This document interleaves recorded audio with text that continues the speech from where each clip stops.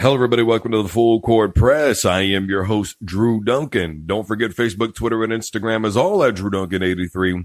And additionally, you can find my YouTube page, simply Drew Duncan.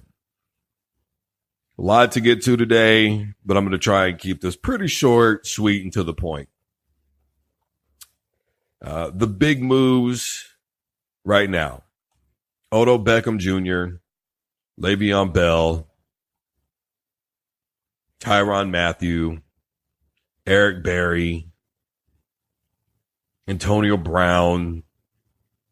These are all the big moves. First of all, I want to give a shout out to the New York Football Giants GM, who on January the 2nd and a few days ago reiterated that they didn't sign Odell Beckham Jr. simply to trade him.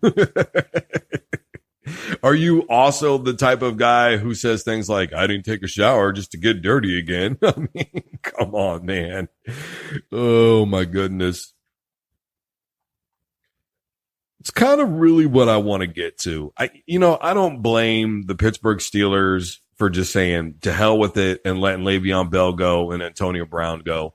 And to be quite frank with you, I don't really blame the New York Giants for letting Odell Beckham Jr. go.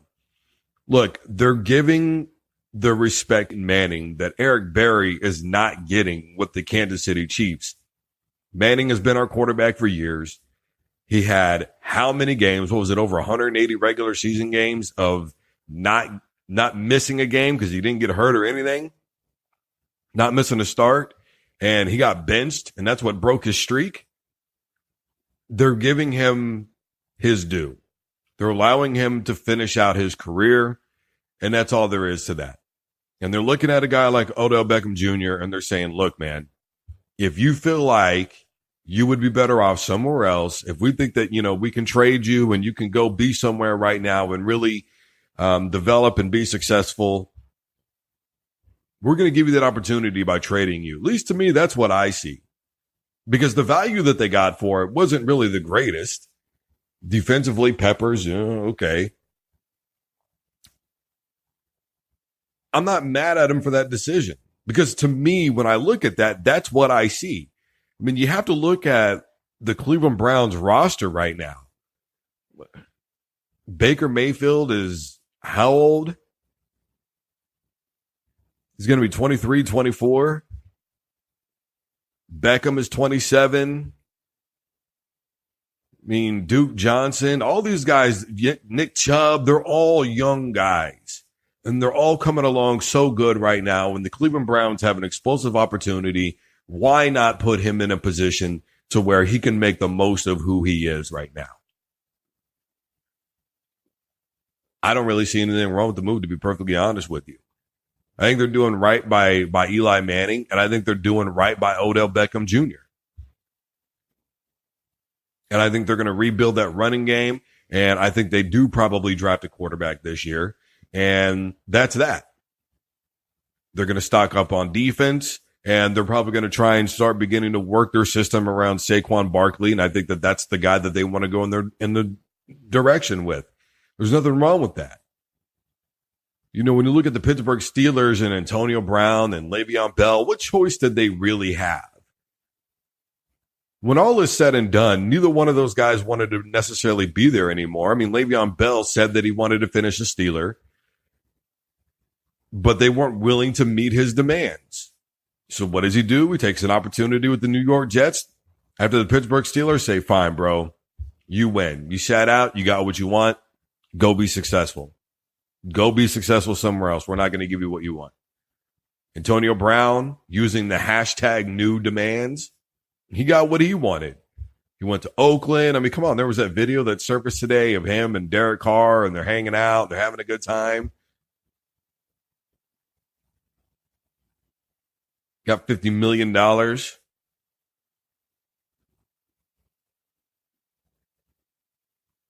And I'm going to tell you something. Eric Berry out of Kansas City is a huge move. Whether you think it is or not, it's absolutely enormous.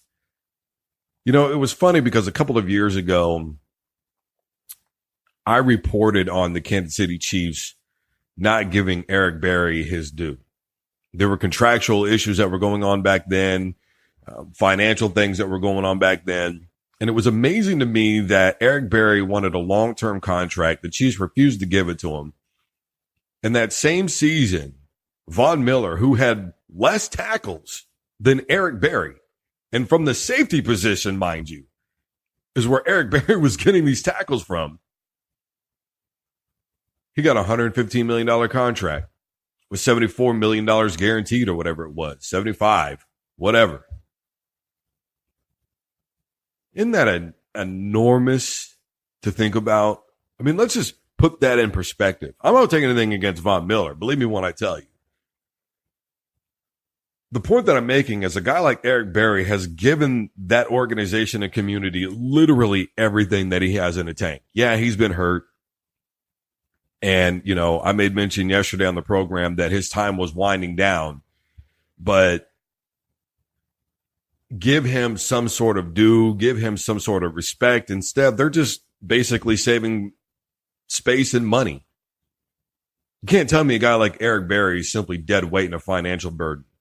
I just don't view it that way. I think that there would have been a better way to resolve this. I mean, we don't know everything that's going on, obviously, in an office. We don't know what all discussions are about, and often when we get something, we get one side of the story and not the other. But the point that I'm making is I feel like they could have done something else. I mean, look, I'm not mad at them for going out and getting a honey badger. All right. Do it. But I mean, I'm just saying that to me, there could have been a better way of doing this. And what really bothers me the most about the Kansas City Chiefs is you look at how prolific their offense was last year. They let go of D Ford. They trade him to the 49ers. They release Justin Houston. Allegedly, they were trying to trade him, and there were no takers for Houston. Somebody had to be out there. Come on. Now you're letting go of Eric Berry. I mean, you are gutting the best parts of your defense for what? I don't know, man. I just work here. You know, for me, all these big moves, you know, even when you get into some other guys, right? What was it? $55 million yesterday to Earl Thomas. When you start looking at some of these other moves, Mark Ingram also to the Ravens, you start looking at all these moves as a collective whole. What's going to be the primary thing here? Whether or not these guys can get along in the locker room. You know the old saying, you never know about somebody until you live with them. It's the same way, man. You don't know about a guy until you practice with him. You don't know about a guy until you've been in a locker room with him, until you played in a game with him, until you've been on the sidelines.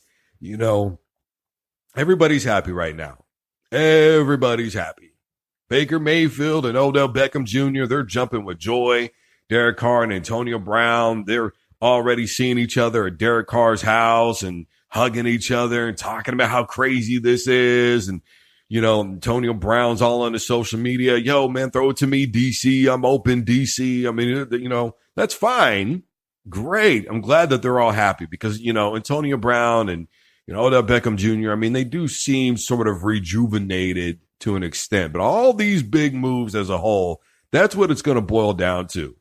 You know, I remember very vividly when Peyton Manning went to the Denver Broncos after what happened in Indianapolis. One of the big topics of discussion was how he's going to insert himself into that locker room. We're talking about Peyton Manning, who was revered. You know, basically, it was Peyton Manning and Tom Brady during those years, right? Who's the better quarterback, Manning or Brady? I mean, that was continuous discussion to a lot of people. Even a guy like Peyton Manning couldn't just walk into a locker room and say, I'm here, I'm Peyton Manning, what's up? It's just not how it works, man.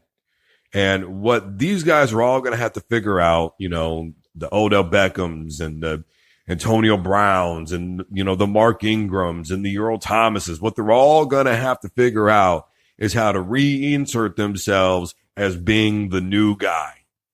Yeah, there's a lot of star power, but you're still the new guy.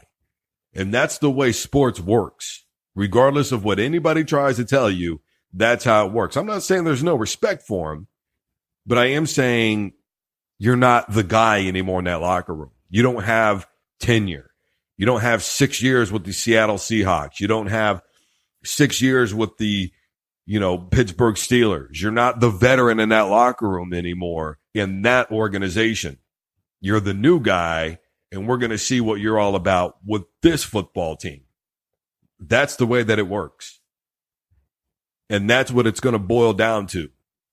Because I'm going to tell you something. Some of the best teams in all of NFL history were not full of megastars. Yeah, sure, you had the Dallas Cowboys in the 90s, the Buffalo Bills in the 90s. Those were two star power football teams. But even then, they knew how to work together. You look at the Denver Broncos and their Super Bowl runs in the late 90s. Come on, Rod Smith, practice guy. Practice squad for how many years? Terrell Davis, 6th, 7th round draft pick. Mark Schlereth, phenomenal offensive lineman, undrafted, if I remember correctly. It wasn't about star power. It was about playing together and understanding how to make that system work for you, because it's not necessarily about plugging the right guy in the right system. There's a big part of that. I'm not going to say there's not. I'm not going to tell you whether or not John Gruden's going to be able to know how to use Antonio Brown to his fullest capability. But let's remember, he is well studied, and he's only 1 year removed, basically, from that ESPN booth. That goes into it. I'm not going to say that it doesn't. What I am going to tell you, the biggest thing is whether or not guys want to play for each other. Look, I've said over and over again that I believe the problem with Denver is not that offensive line is bad. It's that they don't have a quarterback that they really want to block for.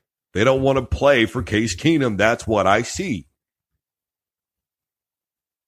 I don't see a team in the New York Jets right now that their offensive line wants to block for their quarterback. They may want to run block for Le'Veon Bell the same way that I think it's obvious that those Broncos offensive linemen want to run block for Phillip Lindsay and Freeman. That's obvious to me. Do they want that quarterback? He's got to be the leader in that locker room. But I'm going to tell you something.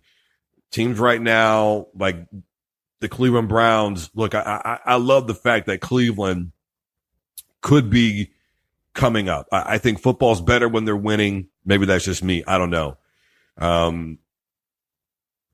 The point that I'm making here is all those egos, Jarvis Landry, Baker Mayfield, Odell Beckham Jr. I mean, how is this going to work? That's going to be the key factor, is how those guys come together in a locker room, in practice, and in-game situations, because they're all happy right now. What about preseason? Week 2, week 6, a little bit of trouble. I mean, adversity, all those things are going to lead to how all these, quote, big moves truly pan out. I'm Drew Duncan, host of the Full Court Press. Don't forget Facebook, Twitter, and Instagram is all at Drew Duncan 83. And don't forget to find me on YouTube, simply Drew Duncan. When you share our posts, don't forget to use the hashtag Don't You Dare Touch That Dial. And as always, don't you dare touch that dial.